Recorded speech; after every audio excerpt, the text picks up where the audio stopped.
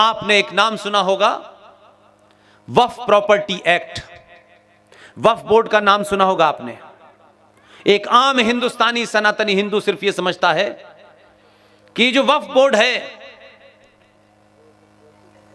ये जो मुसलमान रूलर यहां आए थे, उनके जाने के बाद उनकी छोड़ी हुई प्रॉपर्टी की देखरेख करता है। इतना ही एक एवरेज हिंदू जानता है। 95 में उसमें अमेंडमेंट किया और आप उनका एजेंडा देखिए। वो अपने एजेंडे में इतने शार्प और तेज हैं कि वो किसी गलतफहमी में नहीं है। छोटी छोटी बातों से खुश होके ताली बजा के चिल्लाते नहीं है, नारे नहीं लगाते। वो जब तक उसको मजबूत ना कर दे जिसको बदला ना जा सके। ये खबर आपको 95 में नहीं पता चली, 98 में सरकार बदली तब भी पता नहीं चली, लेकिन उन्होंने उसी सरकार से, सरकार के जाते जाते 2013 में वक्फ प्रॉपर्टी एक्ट को भारत की पार्लियामेंट के अंदर इतना ताकतवर बना दिया है कि सिर्फ मैं उसका एक क्लॉज आपको बताना चाहता हूं। यह पूरी जमीन खिसक जाएगी। मेरे लिए मुद्दा यह है, 100 रुपए का पेट्रोल नहीं है। वक्फ प्रॉपर्टी एक्ट की धारा 40 क्या कहती है कि अगर इस ग्राउंड पर इसका कोई मालिक होगा, वक्फ प्रॉपर्टी बोर्ड के 2 लोग, उनको यह लगे कि यह प्रॉपर्टी वक्फ बोर्ड की है, उनको लगे और वो ये कहें कि ये वक्फ प्रॉपर्टी है, तो सेक्शन 40 वक्फ प्रॉपर्टी एक्ट 2013 उनको इस बात का अधिकार दिया गया है। संसद ने ताकत दी है कि उस बोर्ड के 2 लोग, they will instruct and give the order to the district magistrate to vacate this place within 24 hour. District magistrate को यह जगह खाली करा करके उनको बताना होगा कि माई बाप हमने यह खाली करा दी है। इसका जो मालिक होगा वो वक्फ बोर्ड का जो उनका लीगल सेल है, उसके सामने खड़े होकर बताना होगा कि यह जमीन मेरी है। और अगर वो रिजेक्ट कर दें तो वो यथास्थिति बनी रहेगी जब तक हाई कोर्ट में आप अपील करेंगे।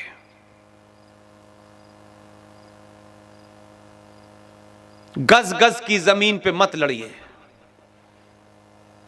आज कई किस्म के जिहादों की बात होती है, आपके मुख्यमंत्री भी बड़ी जोर जोर से हिलने लगते हैं। वो भी लव जिहाद पे कानून बना रहे हैं। कानून उस समाज में बनते हैं जो सभ्य समाज होता है, जो कानून की इज्जत करता है। लेकिन जब देश को भीड़ तंत्र चलाता हो, कानून की धज्जियां उड़ा करके सुप्रीम कोर्ट बौनी नजर आती हो, पुलिस बौनी नजर आती हो, तो फिर उस देश में कानून सिर्फ एक तरफा होता है। लिहाजा आप जिस चीज की बात कर रहे हैं, आप सब कुछ कानून से तय कराना चाहते हैं, और कानून को चलाने वाला अंग राष्ट्र का नहीं है, देश का है। इसलिए आपकी बात नहीं सुनी जाती, क्योंकि आप खुद जिंदा रहने के लिए मरना नहीं चाहते। जो कौमें मरने का फन छोड़ देती हैं, वो तबाह बर्बाद हो जाती हैं। इसलिए बहुत सारे लोग मुझे लिखते हैं, मुझे बड़ी दुख भी होता है कि हमने एक ट्रेंड चला रखा है, जब भी कोई बात होगी, पुष्पेंद्र जी मैं राष्ट्र के लिए जान दे सकता हूं, पहले दिन ही बेचारा जान देने के लिए तैयार है। मैंने कहा मुझे किसी ऐसे आदमी से कोई बात नहीं करनी जो जान दे सकता है। अगर आप जान ले सकते हैं तो मुझसे बात कीजिएगा।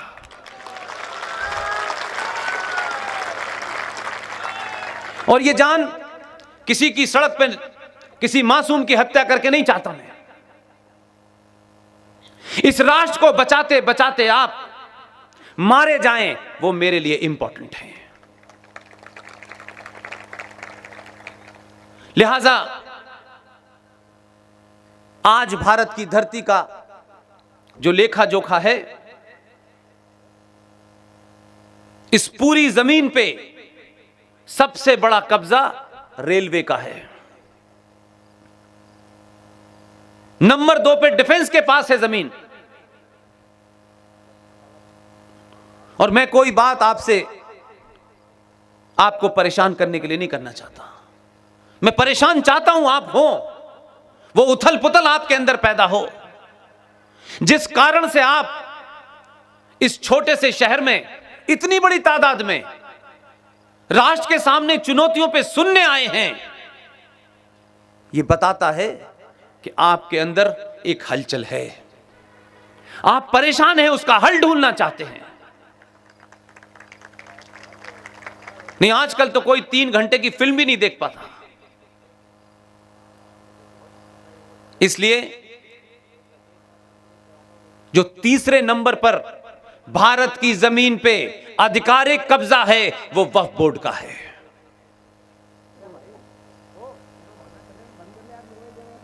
और ये एक्ट पास होकर रखे हुए हैं।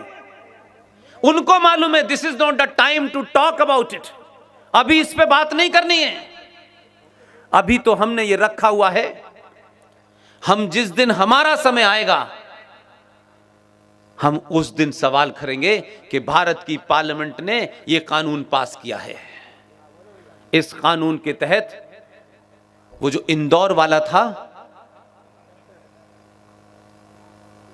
मैं सीरियस बात कह रहा हूं, उनसे मेरी कोई जाती लड़ाई नहीं है। वो एक बात को धीरे से कह रहा था, आपको इनडायरेक्टली समझा रहा था, लेकिन सनातनी हिंदू समाज उस पे तालियां बजाता था। मैं बहुत बार सोचता हूं, एक साधारण परिवार में पैदा हुआ। सब लोग जिंदगी में अपनी नौकरी वोकरी करने आते हैं। मैंने भी दिल्ली में नौकरी की, अच्छी बुरी छोटी बड़ी।